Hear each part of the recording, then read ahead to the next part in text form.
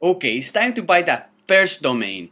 And you can go to hundreds of places on the internet to buy domains. The good thing is that if it's available, it's actually very cheap. If it's not, oh my god, you're in trouble. So that's why,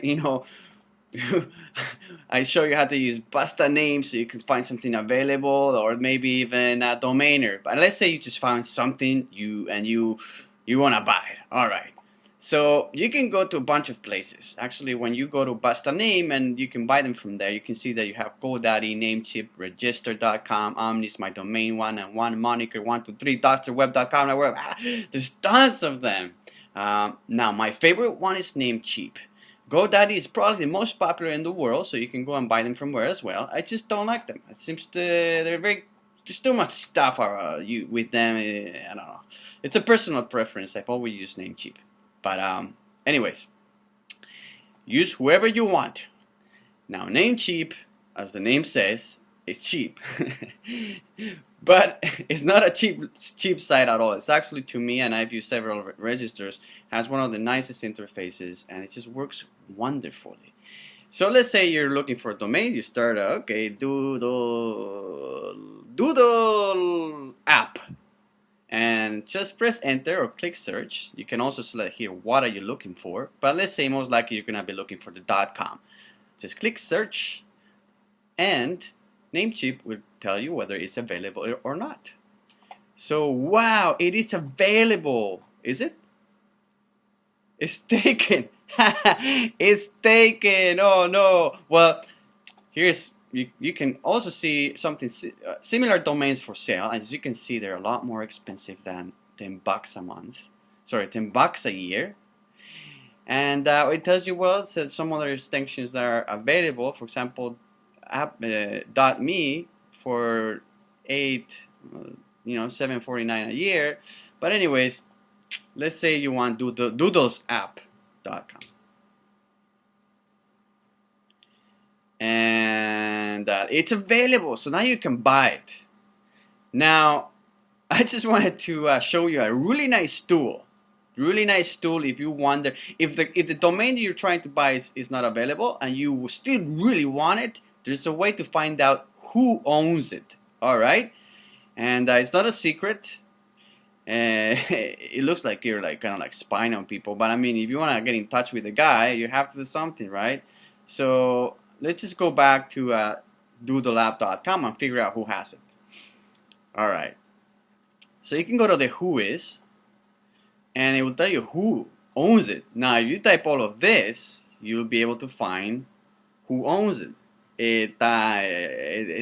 Bless. I don't know if I type it properly, but let's see. Blah blah blah. It was registered at GoDaddy and it's owned by Domains Proxy. Okay, they use something to cover their identity, and it's just what they call whois privacy. And not everybody wants to know who you are, right? But if you were to contact GoDaddy, they'll probably get in touch with the owner, right? But this is how you do it. Another way to find out who owns a domain is if you go to domaintools.com, and now this is more powerful. It actually gives you the answer right away without having to type funny things before, right? So let's say, for example, apple.com, and you go to, and it'll tell you all the different information, like Apple Inc. owns already 1,010 other domains. If you want to contact them, you have to contact this guy. It's registered in One Infinite Loop, Cupertino. That's where Apple headquarters are, right? And the register name is Smart Monitor, and all the information. If you want to contact them, contact this number, or it's just awesome. So imagine you wanted to buy Apple.com, which only would cost you billions of dollars. But let's say you're very rich, or any other domain. Let's just be more serious about it. This is the best place to do it. You can actually register for domaintools.com, and they will send you updates to see if anything changed. So, for example, is this expiring anytime soon? Well, it says that it's going to expire on 2020, right? So some people wait until the register date, just to see if the guy doesn't renew it, and then you just can get it for $10 again. I mean, that's unlikely, but if you can wait that long, it's a way of getting it. Now, there's other ways of obtaining domains. You can hire somebody or some other company to do it. But I just wanted to make sure that if you don't find your name available, you still have a chance to get it by other means that tend to be longer and way more expensive. Anyways, back to buying the domain and Namecheap. This is, by the way, how GoDaddy.com looks like. You can do the same thing, but we're going to use Namecheap, which is my favorite one. All right, so we were looking for Doodle app, no, doodlesapp.com, right? Well, no, just go like that. And if we know it's available, now maybe somebody already registered. Okay, it's selected, add to cart, and another trick, you're gonna love this. It says $9.98. All right, and that's fine. That's a great price. Plus the ICANN fee. I don't know exactly what that means, but at the end it's just over $10 for 1 year. You can get it for as much as 10 years if you want to. Now, a lot of these sites, including Namecheap, you have an enter coupon area right here, and if you find a coupon, you can get a little discount. So let's just do that real time right here. All you have to do is go and type Namecheap coupon. You see how it's coming up already, and I've been here before, because if you use Namecheap, why not? You can be cheap as well, right? And it tells you can find a coupon. And let's see, WhoisGuard, I don't want it. One-off domain, buy a new domain, or transfer a domain at a discount, use this month. Okay, so Xmas Joy, okay, Xmas Joy is the coupon that we want. So if you click, it actually copies to your clipboard. So now all I have to do is go back to, let me close some windows here because I'm going nuts. Put it in here, just paste it, apply, and maybe it works. Let's see if it works. Boom! Bada bing bam boom! We got about 88 cents less. Huh? That's pretty good. That is pretty good. And then you get a free WhoisGuard as well. And basically, free WhoisGuard is, as you saw when I was trying to find out who owned doodleapp.com, it's gonna cover your identity, because legally you have to put your real identity. Otherwise, somebody could say, this is not owned by a real person or a real company, and they could, maybe you could lose your domain. So, but you don't want everybody to access your phone and and your address, and because it's just personal information. So what people do is get the WhoisGuard and Namecheap and many other domain registers give you the WhoisGuard for free as well, right? And the next thing, it's just very straightforward. I'm sure if you bought online, all you have to do is, if it's the first time, what you can do is just go check out the Express checkout. It's just, I already use Namecheap, so it basically fills all your personal information already. And if you go to checkout, then you just have to fill all the information. It takes longer. We can actually do it. Click it so you can see. What I want to show you, let's say you bought the domain, you're going to get an email saying you bought it. And excuse me, I'm going to sneeze. Wow. My God. Vancouver weather, I'm telling you. So you're going to get an email, and you're like, okay, I bought the domain. How do I point it to my web host? But we haven't got a web host in the first place. Okay. So what... So that's what we're going to do in the next chapter. But I'm going to show you where you would change your web host, so you know. And we're going to do it again later on. And I'm going to... Jesus Christ, what the hell is going on here? Flu virus all over the place. Okay, excuse me for that. Where were we? Oh, yeah. How are we going to point your domain to your web host? So if I go to... I want to go to my account.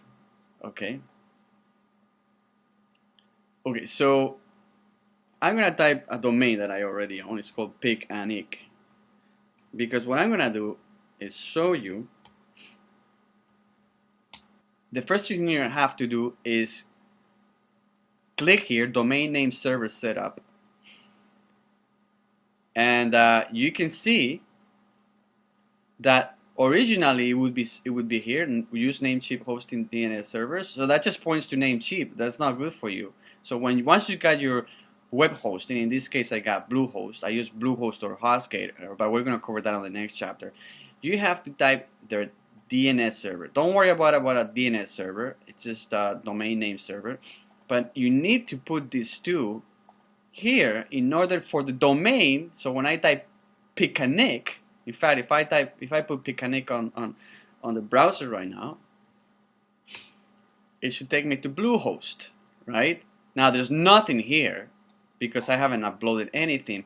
But what I'm gonna do actually, and since we're here, I'm gonna do it already, is point it to that the Igor naming guide, you know, because you actually can do what is called redirection. And I'm sure now you're like completely lost. But for example, if I want to redirect it from here, all I have to do is transfer it back to them, and it takes a little bit. And then I can do some URL forwarding. So basically, here I would type this humongous link if I want to, or the one from Bitly that I got before. Let me just close these windows. Right here and here, and I just say URL redirect, URL redirect, and Bob's your ankle. Now when I type picanic.com, it will take me to, hopefully, that site. Let's see if it's true. Picanic.com. Still, it doesn't do it right now. It takes a little bit to update, but anyways, I wanted to show you that that's a way of redirecting domains really fast. But redirecting, remember, is not the same as pointing to a server where you install WordPress. This is just like the fast and easy way of getting domains to point to stuff. But the problem is when it takes me to this page eventually, what's gonna show up is this, right? And that's not very professional. You want your domain to always look like the domain you bought for. Imagine you go to apple.com and suddenly it says this, right? Well, just to recap, go to Namecheap.com, find your domain, buy it, right? And then you're going to have to click Transfer DNS to Web Host. Type the DNS service from your web host, which in case of Bluehost, like we said, were our NSN1 Bluehost and NSN2 NS2 Bluehost, and then they will point to your new host. Actually, that's the HostGator one, but anyways, there you go. So you got your domain. Now it's time to get some web hosting space.